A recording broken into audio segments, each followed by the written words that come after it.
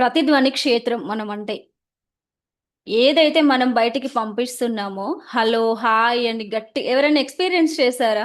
ఏదైనా గుహ లోపలికి వెళ్ళినప్పుడు మేమైతే చేసాం. గోల్కొండ కోటకి వెళ్ళినప్పుడు అక్కడ ఆ ప్లేస్ లోకి వెళ్ళి గట్టిగా మాట్లాడితే ఆ పదాలన్నీ మళ్ళీ తిరిగి మనకు వినిపించేవి. సో అది మనం ఒక జీవశక్తి నిర్మాణం, మనం ఒక దివ్య తరంగ వ్యవస్థ మనం. ఓన్లీ బాడీ అంటే జస్ట్ నేను చెప్పిన ఈ మాంసము, మెదడు, నరాలు, సో అండ్ సో ఇది కాదు. ఇదే the law of divine resonance ఏం చెప్తుందంటే నీవు కేవలం మాంసం కాదు, నీవు ఒక శక్తివి.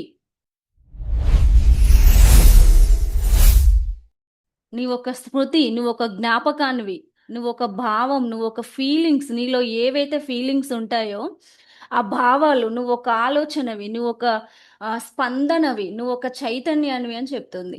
మాటల ద్వారా మనం చాలా ఇంపాక్ట్ అవుతాం. ఎవరైనా మంచిగా మాట్లాడితే చాలా మేము వాళ్ళ మాటలకు మేము స్పందించాము అని ఇలాంటి పదాలు మనం వాడతాం కదా. సో ఒక డాక్టర్ దగ్గరికి వెళ్ళినప్పుడు ఏమంటాం? ఆ డాక్టర్ కనుక కరెక్ట్గా చూస్తే ఆ రోగి స్పందన బాగుంది అని చెప్తాడు. అవునా కదా? సేమ్ లైక్ మీలో ఇవన్నీ క్వాలిటీస్ ఉంటాయి. మీ మీరు ఒక చైతన్యం, ఒక అవగాహన స్థితిలో ఉన్న జీవం ఉన్న మనుషులు మీరు. సో మీ జీవితంలో జరుగుతున్న ప్రతీది కూడాను మీ లోపలి ఫ్రీక్వెన్సీల ప్రతిబింబం. బయట కనిపించేది ఏది మీరు కాదు. మీ లోపల ఒక వ్యవస్థనే రన్ అవుతుంది మీకు తెలియకుండా. మనకు బయటికి మనం మాట్లాడే మాటలు, మనం చేసే పనులు ఇవే మనం కాదు. మనకు తెలియకుండా మన లోపల చాలా జరుగుతుంది. అసలు ఇది ఎంత పెద్ద టాపిక్ అంటే ఒక్క రోజులో ఒక్క బాడీ గురించే మనం చెప్పగలం. అలా చెప్తే ఒక రోజు సరిపోతుంది. ఈ 7 బాడీస్ గురించి నేను చెప్పాలి అంటే నాకు 7 డేస్. మీకు మనకి జూమ్లో 1 అవర్ టైమే కాబట్టి మినిమం 7 డేస్ తీసుకోవచ్చు ఈ టాపిక్. బట్ నేను ఇది ఫ్రీ క్లాస్ కాబట్టి మీకు ఓన్లీ ఇంట్రడక్షన్ మాత్రమే నేను ఇవ్వగలుగుతున్నా. మీరు మా క్లాసెస్ అన్ని చూస్తున్నారు. ప్రతిది కూడాను టాపిక్ మాత్రం very very very special topics తీసుకుంటున్నాం. చాలా పవర్ఫుల్ సబ్జెక్ట్ తీసుకుంటున్నాం. ఇంట్రడక్షన్ ఇస్తున్నాం. మీరు అబ్జర్వ్ చేస్తున్నారో లేదో, మిగతావన్నీ మీకు క్లాసెస్లో వస్తాయి. టాపిక్స్ అన్నీ కూడాను ఇది జస్ట్ మీకు ఇంట్రడక్షన్ రూపంలో మేము ఇస్తున్నాం. ఇంట్రడక్షనే ఇంత డీప్గా ఉన్నప్పుడు అసలు క్లాస్ ఎలా ఉంటుంది? అవునా కదా? సో ఫస్ట్ ఈ 7 శరీరాలలో ఫస్ట్ బాడీ గురించి మనం మాట్లాడుకుందాం. మనిషిలో ఒక్క శరీరం మాత్రమే లేదు, అనేక స్థాయిలు ఉంటాయి. అందులో ఫస్ట్ వన్ ఏంటి అంటే ఫిజికల్ బాడీ, మనకు బయటకి కనిపించే బాడీ. నోట్ చేసుకోండి, ఫిజికల్ బాడీ, భౌతిక శరీరం. ఇది మనం తాకగలుగుతాం, దీన్ని టచ్ చేయడానికి పాసిబిలిటీ ఉంది మనకు. కానీ ఇది కూడా నిజానికి ఘన పదార్థం కాదు. ఇది కణాలు, అణువులు, విద్యుత్ సంకేతాలు, నీటి తరంగాలు, శ్వాస రిథమ్స్ ఉంటాయి, ప్రకాశ స్పందనలు ఉంటాయి. సో వీటన్నింటితో తయారైన జీవ వైబ్రేషన్ ఈ బాడీ. నీ శరీరం ఒక దేవాలయం మాత్రమే కాదు, ఇది ఒక యాంటెన్నా. నీవు ఎలా తింటావో, ఎలా బ్రతుకుతావో, ఎలా శ్వాసిస్తావో ఇదంతా ఏంటి? ఒక దివ్య స్పందనగా మారుస్తుంది ఫిజికల్ బాడీ అనేది. మీ ఫుడ్, మీ నిద్ర, మీ బ్రీతింగ్, ఇవన్నీ కూడాను ఫిజికల్ బాడీ కిందకు మాత్రమే వస్తాయి. ఎథిక్ బాడీ, సెకండ్ బాడీ ఏంటి? Ethic body. ఈ ఎథిక్ బాడీ అంటే ఏంటి? ప్రాణశక్తి శరీరం. ఇది ఒక జీవశక్తి పొర అని కూడా మనం చెప్పొచ్చు తెలుగులో. యోగాలో అయితే దీన్ని ప్రాణమయ కోశం అని పిలుస్తారు. ఈ ఈ కోశాలకు సంబంధించి చాలా డీప్ సబ్జెక్ట్ ఉంది. ఇది కూడా నేను ఏదో ఒక రోజు చెప్తాను.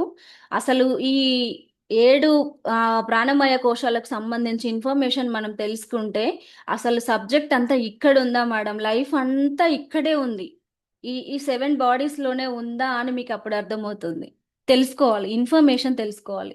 అలసట, నీరసం, డిప్రెషన్, నిస్సత్తువ ఇలాంటివన్నీ వస్తాయి మీరు కనుక యాక్టివ్గా లేకపోతే. అవునా కదా? ఏదో ఒక స్ట్రెస్లో మీరు ఉన్నారనుకోండి, అప్పుడు అసలు మీ బాడీ ఇవన్నీ చేస్తుంది.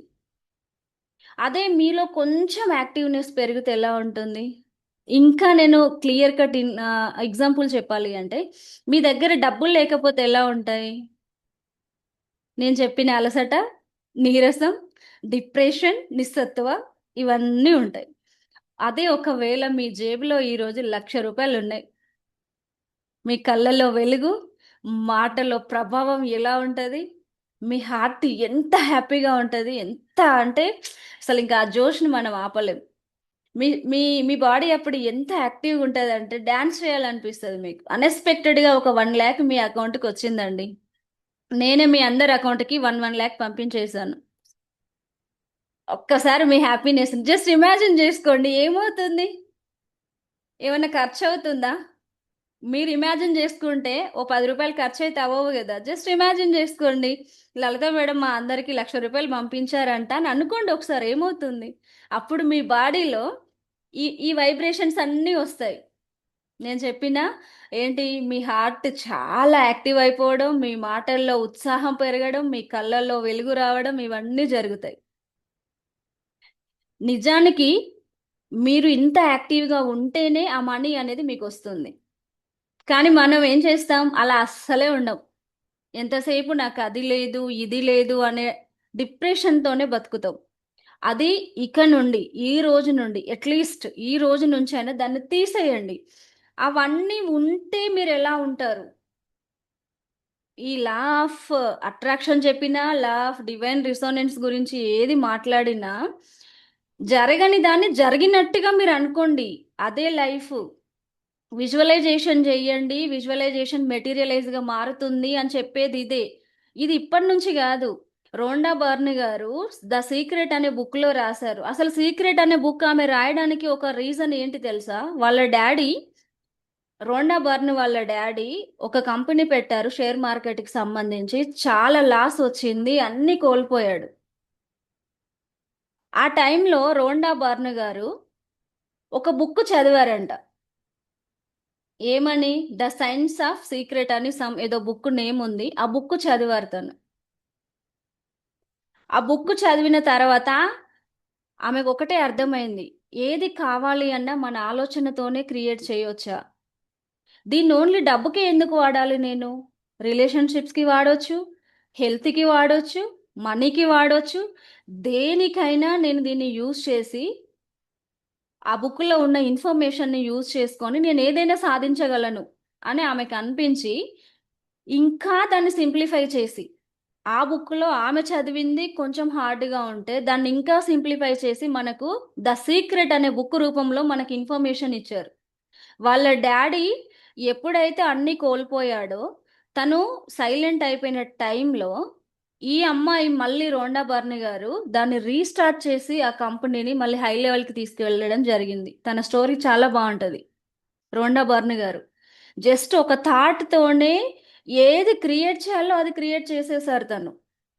ఇప్పుడు ప్రపంచం మొత్తము 'ద సీక్రెట్' బుక్ చదివి సక్సెస్ అయిన పీపుల్ దాదాపు 90% పీపుల్ ఉన్నారు. ఒక 10% పీపుల్‌కే ఇంకా ఆ బుక్ గురించి తెలీదు.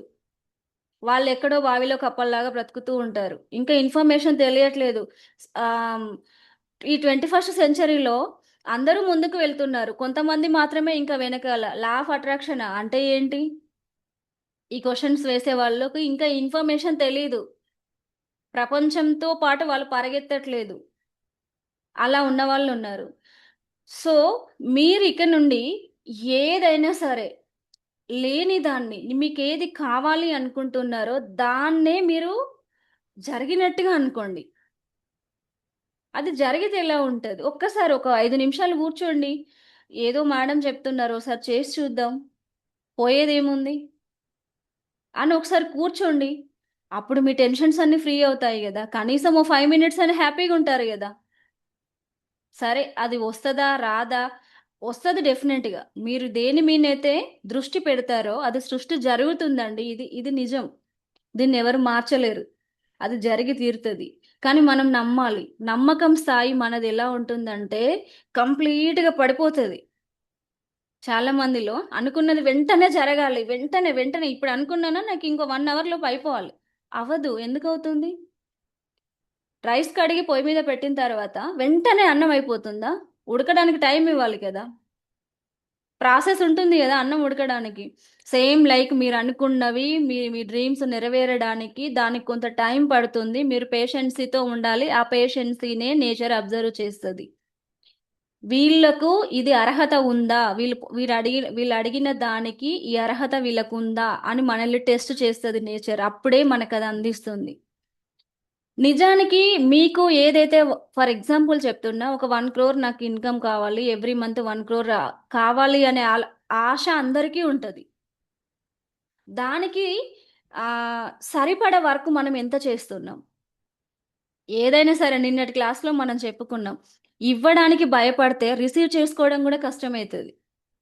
మనం కనీసం ఇప్పుడు చాలా కంపెనీస్ ఉన్నాయి. వీళ్ళు వర్క్ చేస్తేనే కదా తను సాలరీ ఇస్తున్నారు.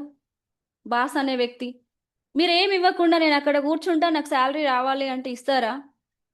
ఏదైనా అంతే. ఒక చేత్తో ఇవ్వాలి, ఇంకో చేత్తో తీసుకోవాలి. మీరు కూడా అంతే. మీ పేషెన్స్ ఇవ్వండి నేచర్‌కి ఓపికతో. మీరు మీ నేచర్‌లోకి ఏదైతే రిలీజ్ చేస్తున్నారో, మీ డ్రీమ్ కోసం ఏదైతే మీ మీ మేనిఫెస్టేషన్స్ బయటికి రిలీజ్ చేస్తున్నారో, అదక్కడ మెటీరియలైజ్ అయ్యి వచ్చేంత వరకి పేషెన్సీతో ఉండాలి. ఈ పేషెన్సీలో ఎవరిని నిందించొద్దు, గాసిప్స్ చెయ్యొద్దు. అసలు సైలెంట్‌లోకెళ్ళిపోండి. సాధ్యమైనంత వరకు మీరు పేషెన్సీతో సైలెంట్‌లో ఉంటే అసలు అద్భుతాలు జరుగుతాయి. Silence is the powerful medicine. ఇది చాలా మందికి తెలీదు. నాన్ స్టాప్ మాట్లాడుతూనే ఉంటారు, మాట్లాడుతూనే ఉంటారు. మీరెప్పుడైతే మాటలు కట్టి పెడతారో మీలో శక్తి అనేది స్టార్ట్ అవుతుంది. మాట్లాడడం ద్వారా ఎనర్జీ లాస్ అవుతది. చాలా మంది పక్కింటి విషయాలు, ఈరోజు పక్కింట్లో ఏం జరిగింది, ఎదురింట్లో నో, సీరియల్స్ ఏం జరిగింది నో, ఇవన్నీ మీకు అక్కర్లేదు. మీకేది నీడ్ ఉందో దాని మీద మీరు ఫోకస్ చేయండి. ఓకేనా? దాని మీద మీరు మీ గోలు, ఒక చాంపియన్ ఎలా ఉంటాడంటే తన గోల్ ఏంటో అది మాత్రమే తను చూస్తాడు. బయట ఏం జరుగుతుందో తను పట్టించుకోడు.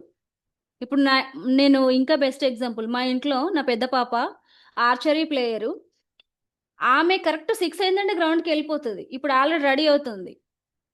ఆమెను ఎవరు లేపాల్సిన అవసరం కూడా లేదు. తనే లేస్తుంది, తనే టైంకి రెడీ అవుతుంది, తను వెళ్ళిపోతుంది. తన పని తను చేసుకుంటుంది. తన ఫోకస్ అంతా ఒకటే. ఇండియాకి గోల్డ్ మెడల్ తీసుకురావాలి, ఒలింపిక్ ఆడాలి. ఒలింపిక్ ఆడాలి అంటే ఇంట్లో కూర్చుంటే అవుతుందా? తను 7 ఇయర్స్ నుంచి నేర్చుకుంటుంది. Practice, practice, practice. ఒక్క రోజు కూడా మిస్ అవ్వదు.